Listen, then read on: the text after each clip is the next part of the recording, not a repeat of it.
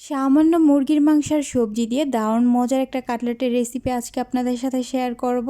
এই কাটলেটটা তৈরি করা যেমন সহজ, খেতেও হয় অসম্ভব মজাদার। বিকেলের নাস্তার জন্য বা অতিথি আপ্যায়নে এটা তৈরি করে নিতে পারেন, অথবা বাচ্চাদের টিফিনের জন্য এই কাটলেটটা তৈরি করে দিতে পারেন। অনেক বেশি পছন্দ করবে আর মজা করে খাবে। আশা করছি আমার এই সহজ কাটলেটের রেসিপিটি আপনাদের ভালো লাগবে। তো এই জন্য এখানে একটা প্যান চুলায় বসিয়ে দিয়েছি। এবার এর মধ্যে 2 চা চামচের মতো রেগুলার রান্নার তেল দিয়ে দিচ্ছি। তারপর তেল কিছুটা গরম হয়ে যাওয়ার পর এর মধ্যে 1/4 কাপ পেঁয়াজ কুচি দিয়ে একটু নরম না হয়ে আসা পর্যন্ত ভেজে নিব। পেঁয়াজগুলো ভেজে নেওয়ার পর এখন এর মধ্যে কিছু মশলা দিয়ে দিব।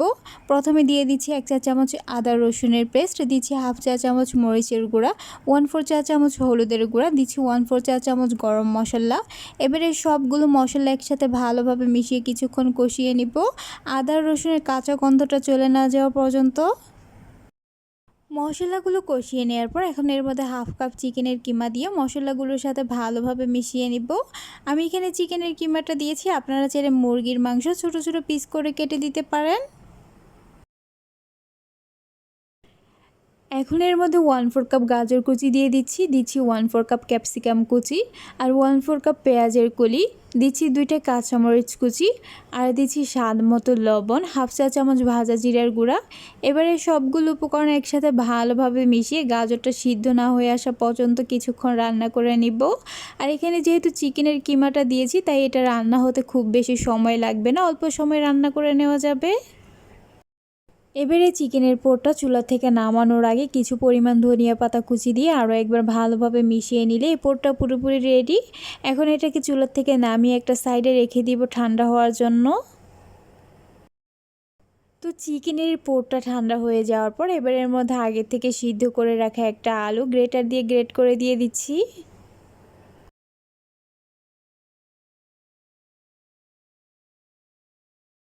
আলুটা গ্রেট করে নেওয়া হয়ে গেলে এখন এর মধ্যে 3 টেবিল চা চামচ কর্নফ্লাওয়ার দিয়ে দিচ্ছি।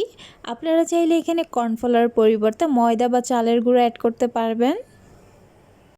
এখন হচ্ছে সবগুলো উপকরণ হাত দিয়ে একসাথে ভালোভাবে মিশিয়ে একটা ডোয়ের মতো তৈরি করে নিব।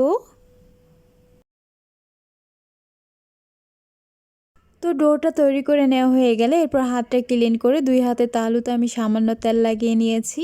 এখন এখান থেকে পরিমাণ মতো মিশ্রণ নিয়ে একটা কাটলেটের শেপ দিয়ে দিব। কাটলেটের শেপটা যার যার পছন্দ অনুযায়ী আমি এভাবে দিয়ে দিচ্ছি, আপনারা আপনাদের পছন্দ মতো দিয়ে নেবেন।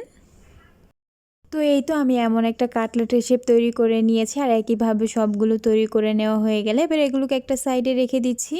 তারপর এখানে একটা বাটিতে আমি আগে থেকে একটা ডিম ভেঙে নিয়েছি। এখন এর মধ্যে সামান্য পরিমাণ লবণ দিয়ে ডিমটাকে একটা কাঁটা চামচ দিয়ে ভালোভাবে ফেটিয়ে নিব।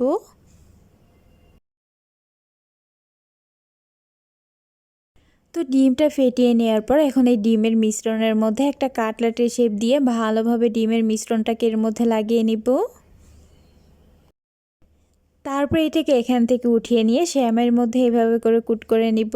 আপনারা চাইলে এখানে শ্যামের পরিবর্তে ব্রেড ক্রাম্বসের মধ্যে কুট করে নিতে পারবেন। তো এই তো কাটলেটটা আমার কুট করে নেওয়া হয়ে গেছে, আর একইভাবে সবগুলো কাটলেট আমি কুট করে নিয়েছি। এবারে এগুলোকে ভেজে নিব। এই জন্য চুলায় একটা প্যানের মধ্যে পরিমাণ মতো তেল দিয়ে ভালোভাবে গরম করে নিয়েছি। এখন এর মধ্যে এক এক করে কাটলেটগুলো দিয়ে দিচ্ছি।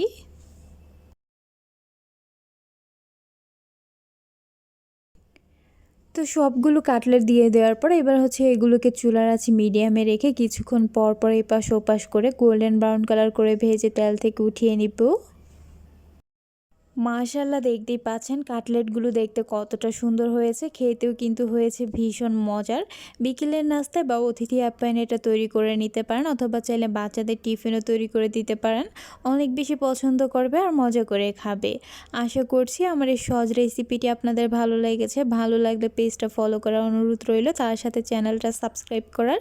তাহলে আজ এ পর্যন্ত, আবার দেখা হবে নতুন কোনো এক রেসিপিতে। সে পর্যন্ত সবাই অনেক বেশি ভালো থাকবেন, সুস্থ থাকবেন। আল্লাহ হাফেজ।